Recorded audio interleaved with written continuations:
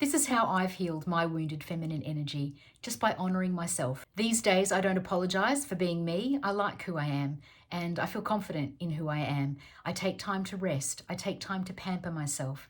I take time to write. I take time to create. I know I deserve this time because I'm at my best when I'm giving myself that time. I deserve it, and so do you. There was a time not so long ago when I didn't even know I needed to heal. I thought I was absolutely fine, but relationships didn't last. I was very closed off. I was overly independent. I couldn't share my emotions or my feelings with anybody. I lacked self-worth and confidence, and I know now that's why my boundaries were so weak. If this is you too, then you're probably living in your masculine energy, just like I was. And that's what I want to do in this video. I want to share with you how I got there and how I healed my wounded energy, just in the hope that it helps you too. It's been a gradual process for me, but if you embrace even just a few of these tips, you will start to see the difference. You will start to release that inner goddess within you. You'll break her free, just like I did. I feel now intense feelings of joy, gratitude, self-love. I'm just more in touch with my intuition, my creativity, and my sexuality. And that's what I want for you too. So stick with me today. I've got quite a lot of information here for you. I'm Lizzie. On this channel, I want to help all women tap into their inner magnetism and create the dream life that you truly desire. We all have masculine and feminine energy, regardless of your gender, but it's important that we balance these energies so that we're in alignment. An excessively masculine lifestyle will destroy your feminine energy, just like it did for me. I've traced my wounded energy back to my mother.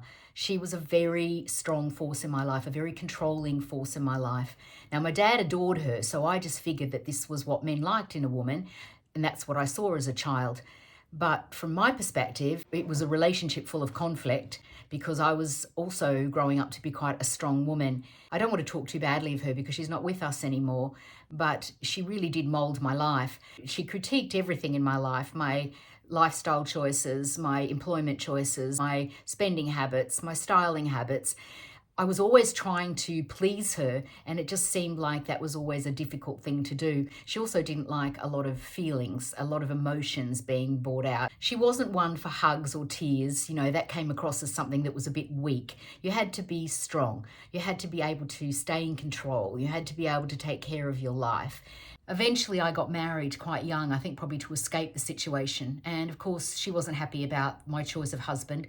I then went into the restaurant business. She wasn't happy about that at all. She was still critiquing me from a distance. Nothing was ever quite right, or nothing matched what she wanted for me. It just seemed like everything I did wasn't quite living up to her expectations. Eventually, to cut a long story short, I left my first husband. I was thinking about babies, and I ran into a guy on a tropical island, which I talked about in another video, and we fell madly in love. So I literally ran away and married a guy on a tropical island just to escape everything, to escape working such long hours, but also to have a baby and to escape the grip of my mother. It felt very free at first, but I realized not long into this marriage that I'd also now walked straight into another relationship that was very controlling. It was a very difficult relationship. It was a very traumatic 20-year relationship that I can't regret, because obviously it's made me who I am today and it's given me the opportunity to come and do what I do here.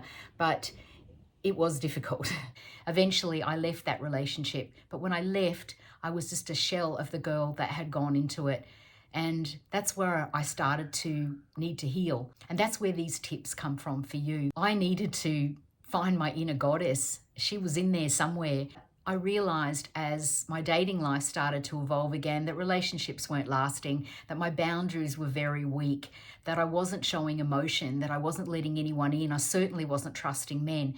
So that's where I knew I needed to heal. I needed to heal my wounded energy. And that just came from watching videos, listening to other people. And so I went on my own journey and I came up with my own healing techniques that have worked for me, and maybe they'll work for you too. So let's get right on into that. I probably never stopped taking care of myself, so to speak, but I didn't probably put enough effort into my skincare and my, hair. I probably just, did the superficial stuff. But when I started dating again and I wanted to revive my femininity, I did obviously start putting more work into that, putting more time into it, because I enjoy doing it, and I was always brought up to look my best. My mum would always look her best, even if she went to the grocers. So I still remember that, I suppose. What you grow up with is ingrained in you. So I paint my nails and I do my hair and I get skincare treatments. And as I said last week, I love my yoga and I love to walk. These are things I do for my mental and physical wellness. So go back and watch that video. I'll attach it up here for you.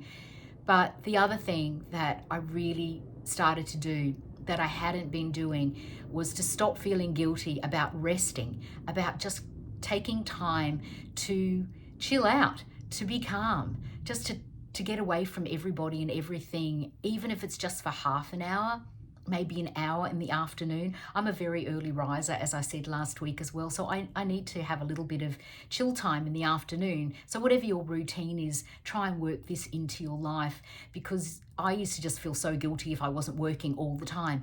But now I use that time for my creative work. You know, I lay down and I have a nice relaxing mask on, or maybe I put some little silicone patches under my eyes. I like to do a little bit of yoga before dinner. I put some perfume on, you know, brush my hair or put my hair up if it's not super clean.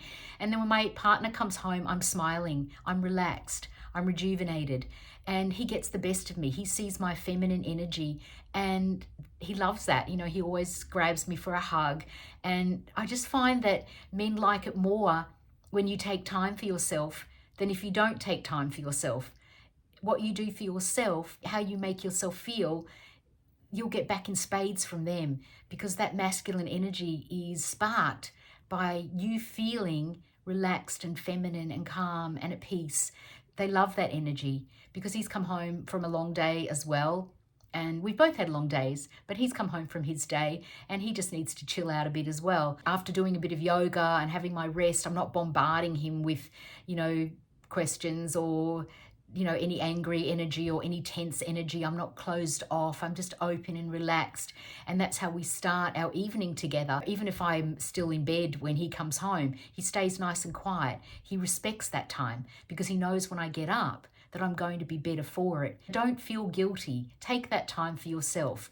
Put on a mask, rejuvenate, make yourself feel pretty, put on a bit of perfume, and just feel girly. Relax and rejuvenate and release that inner goddess. I know lots of you probably go to the gym. I go to the gym, but I think that the gym has got a kind of a male-dominated feel about it. You know, it's that lifting weights, it's heavy music, it's running, it's got that kind of vibe about it that's pushing, driven, competitive. I don't think that energy is conducive to bringing out our divine goddess. I love to swim and I try to do it a couple of days a week. I absolutely love just gliding through the water. You don't have to be a strong swimmer, and I'm going to give you some other ways that you can enjoy water therapy without swimming, so stick with me here. Swimming for me though is extremely relaxing. It is low impact, so there's no pressure on your knees, your spine, your back. It releases endorphins from your pituitary gland, so it gives you a positive outlook on life. It helps with dementia and cognitive decline. It's got a lot of benefits that you're probably not aware of. Swimming is really underrated, so take another look at this. If you're not a swimmer or you're not a strong swimmer, maybe get a kickboard and just do some lengths with a kickboard. Maybe think about getting some swimming lessons. You can even join a water aerobics class, which are normally usually all women, but it doesn't matter if it's a mixed class. Don't worry about how you look in bathers. It's unimportant. Nobody's looking at you. Everybody has a different shape and size. Something that I did with my daughter a few times over the last couple of years is I've been to a bathhouse. Now, this is a wonderful way to enjoy water therapy and to feel divinely feminine. If you have not done it, then you need to seek this out somewhere. There'll be something around your area that you can do it. My daughter has traveled the world, and wherever she's gone, she has gone to a bathhouse somewhere. She's a very divinely feminine woman, which I love about her. She's so in touch with her body and her sexuality. We went to this bathhouse. You can be in your bathers or you can be completely naked, and there were women of all shapes and sizes. It depends on how you feel. You do not have to be naked, but certainly there were women who were completely naked and very in touch with their bodies, no matter what size they were. What you find at a bathhouse are hot and cold magnesium pools. So you get in a hot pool, then you get in a cold pool, you can get in steam rooms, there are beautiful showers, and it's just all girls. It's a all female environment, and it's just so relaxing. These pools are incredible. Now you can do this at home. I actually do it at home. I have hot and cold showers even in winter. Sounds a bit scary. My partner thinks I'm crazy, but you feel so invigorated. Seek out hydrotherapy or flotation therapy. There are so many different things that you can find to enjoy water. It just supports your body. You feel divinely feminine when you're just gliding through water. Definitely try and get some swimming lessons if you can't swim. It's really nice to be able to swim. If you don't like swimming pools, then go to the beach. I'm a bit scared of sharks these days, so I do tend to like the pool better. But if you're a beach girl, then get out there in the water and just glide over the waves. Just feel the water around you. Enjoy the feeling. Don't make it a chore. Don't make swimming a chore, make it something you enjoy. Going to the gym is a chore. Going to the gym is not something we love doing, but we do it to try and keep fit. But swimming should be something that is relaxing. I always feel divinely feminine when I hop out of the pool. So try this, try some water therapy in your life. As I said earlier, I had trouble holding on to relationships. I was living in my masculine energy, so I was just pushing men away. I was telling them literally, I don't need you for anything. I'm in control of my life. I can do this all by myself. I don't need you to fix anything for me. I don't need you to do anything for me. And men need to feel that. They need to feel that you rely on them, that they can make you feel safe, that you need them for something. And I didn't need them for anything, I felt. So I would push them away like that. I was completely in control. And maybe there was a time when I wasn't really looking for a solid relationship. But when I started really wanting one, then I really had to put work into this. I needed to learn to trust again. I'd been so used to taking care of everything since I was young, that and being so organized and so in control and so strong, that I needed to learn to trust a man. What really helped me was meeting my wonderful partner that I've been with for 6 years now. He just showed me that it was okay to be feminine, that I could trust him to be the man in this relationship. He's in control, not in a heavy way, not in a strong, overly controlling way, in a gentle way. He just assures me that he's got this, that he can take care of it. He knows how to go ahead and book a restaurant. He drives us to the restaurant. He pays when we get there. He does things for me without me having to nag him about it. If he does forget, I just write him a little reminder or send him a nice text, and he just does it. If a man really wants to do things for you and really wants to be the masculine in your life, then he will help you to feel feminine. That's the right kind of guy to have. Now, if you're struggling with a relationship that you've got now, then just try to step back a little bit. I understand if you find it difficult to step back, because I've been in that situation and I didn't know then that that's what I needed to do. I needed to trust him a bit more, but I guess we just got too deeply into me taking control of everything that I honestly could not trust him to take it over. I could just do it better, and he was used to me doing it, so he just let me go ahead and do it. Then our relationship just became so tense and unbalanced, and the intimacy just fell apart, and the relationship fell apart, and we lost each other along the way. But with this relationship that I have now, he doesn't let that happen. He always gently reminds me that he's got this. He's the man in the relationship. I can trust him to get it done. And I just need to be reminded of that even now.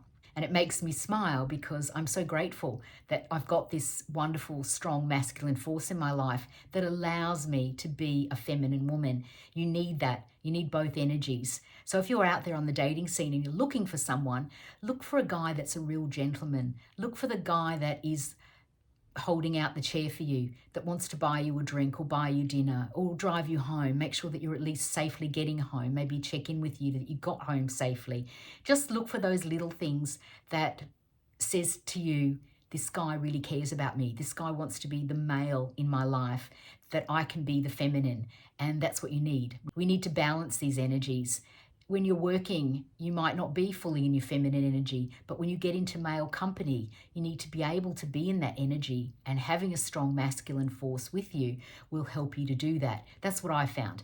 I trust him. I might not trust other men, but I trust him implicitly to be the masculine in my life, and he never lets me down. It's a wonderful feeling. I feel really intense joy and gratitude, and I love him for that, and I love myself more for that. I feel more confident and I feel worthy And he's really given me all those feelings, which I really appreciate. So you need to look for that. You need to look for a guy that can be that masculine in your life. Or, as I said, if you're dating, look for the signs that he really is the guy for you. If you're in a relationship now and you haven't got that happening for you, maybe try to take just that little step back. If you find that you're nagging him a little bit, just try leaving him a note, send him a, friendly text. It's the tone that we use. It's the manner that we use. Build him up a little bit. When he does do something right, make sure you notice. Tell him how much you appreciate it. Appreciation is so underrated. Men love to be appreciated. They love to feel respect, as do we. I love appreciation and respect. But if you're not giving it to them, they're not going to get it back. The more you love someone, the more they'll love you back. The more you appreciate them, the more hopefully that they'll appreciate you as well. What we give out, we get back. So try this in your relationship, because having a real masculine energy will definitely help you to feel more feminine. And focus on making yourself feel feminine. You deserve that. Spend time on yourself. Show him I'm a feminine woman, and hopefully he'll pick up on that beautiful feminine energy and that divine goddess that you're breaking free, and he will just become more masculine when he's around you. I would love it if you would subscribe to my channel. Give it the thumbs up if you like the content. Leave me a comment. I'd love to hear from you. If you really want to heal your wounded energy, start writing. I wrote my book, Magnetic Attraction. I'll leave a link for it below. And it was the best therapy ever. Just writing. You can journal, or you can write yourself a letter, or you can write a book, and you can keep it all for yourself. You could record it on a YouTube video. You could do it however you want. But writing or expressing your thoughts outwardly, getting the trauma out of your body and out onto the page, out for you to see, it just clarifies everything. It helps you to really see within and to organize your thoughts. It becomes very jumbled when you don't know where you start. Like, I didn't know when I started this healing process, I had to go right back to my mother to see how this has all started to evolve. And you only get to that by writing it down, by starting to ask yourself, why do I feel this way? What am I worried about? Who has made me feel this way? How does wounded energy show up in your life? Leave a comment for me. Let me know, where's wounded energy showing up for you in your life? Write these things down. You don't have to do this in any special manner. You don't have to organize it chronologically. Just start writing things down, and gradually it all starts to make sense, and it all starts to evolve into a pattern, and then you can reorganize your thoughts, and that helps you to see where it began and how you need to change, and then take the steps to start changing. Writing is amazing therapy. You've got so much up in your brain that you don't realize, and it's so messed up and muddled up that you need to get it out. So start writing. It was the most therapeutic thing that I ever did. It was hard. It was hard to start. Writing things down just gets to the core of the problem. It just zeroes in on where it started and why you are the way you are.